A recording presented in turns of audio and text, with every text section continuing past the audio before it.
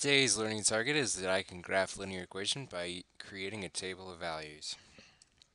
Alright, so first thing you need to know is that a graph of an equation is a linear representation of all the solutions to that equation.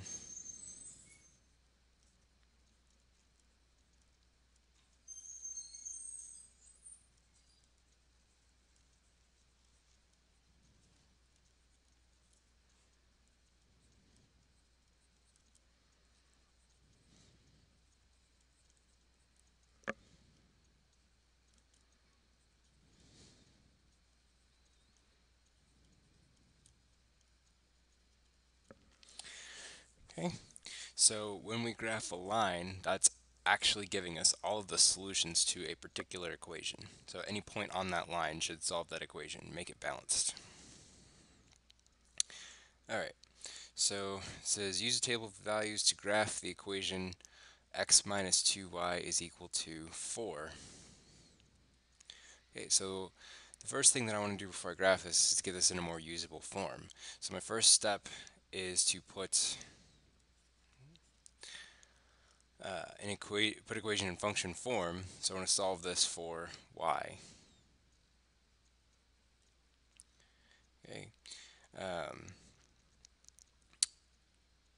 we always use x's first, so I want to be able to make y a function of x. So whatever x is tells me what my y is. All right. So I'm going to take that x minus 2y is equal to 4, and this is the same thing from yesterday. I want to get y by itself, so I need to get rid of this 1x.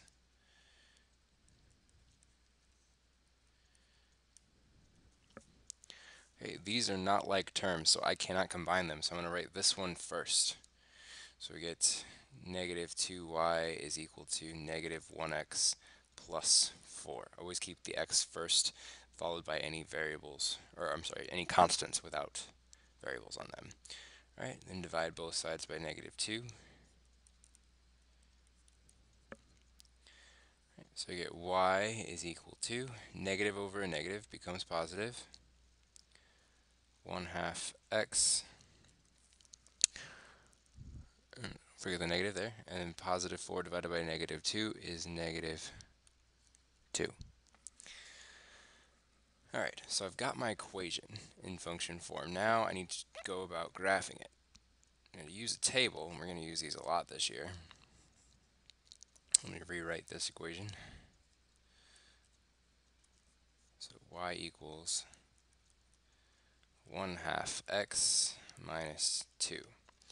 Okay, so the first thing you do to use a table is choose any x's, and you can use whatever numbers you want.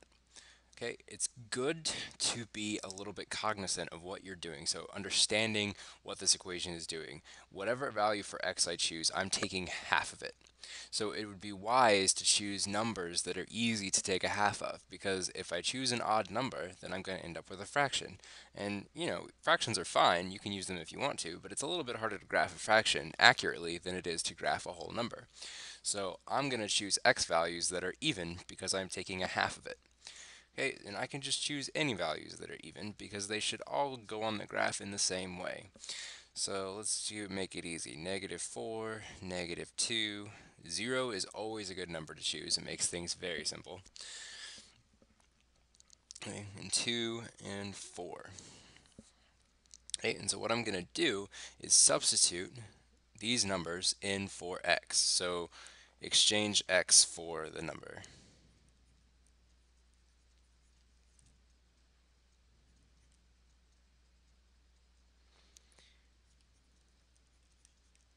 Okay, so trade it out. Get rid of that x. So I'm going to put a parentheses around that and just fill in all of these numbers. So I get 1 half times negative 4 minus 2.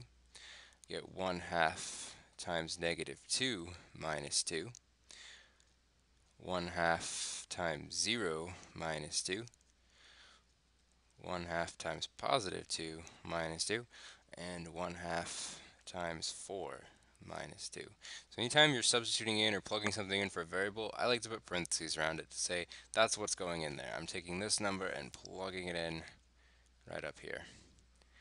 All right, and then I want to evaluate. So I want to get a final number. Okay, so I got 1/2 of -4 is -2 minus 2. -2 minus 2 is equal to -4. Okay, 1/2 of -1 is -1 minus 2 is equal to -3. 1/2 of 0 is just 0 minus 2 is equal to -2. And 1/2 of 2 is 1 minus 2. 1 minus 2 is -1. 1/2 of 4 is 2 minus 2 is 0. Okay, now you'll know you've done the right thing when everything is, if you choose, so all of these go up by 2, right? Every time I chose a number, it went up by 2.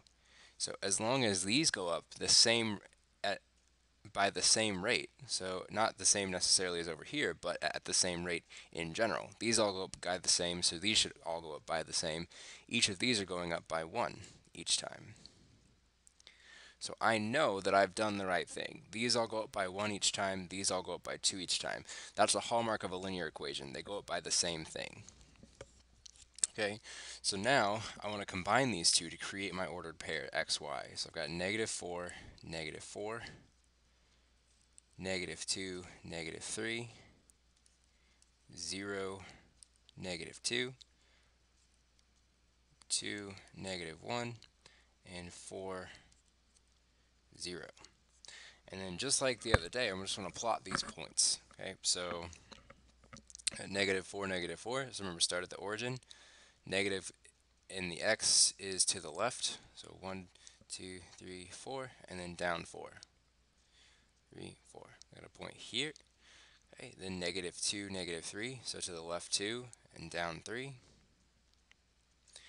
0, -2, so I'm not going anywhere, but I'm going down. I'm not going to the left or right, but I'm going down 2.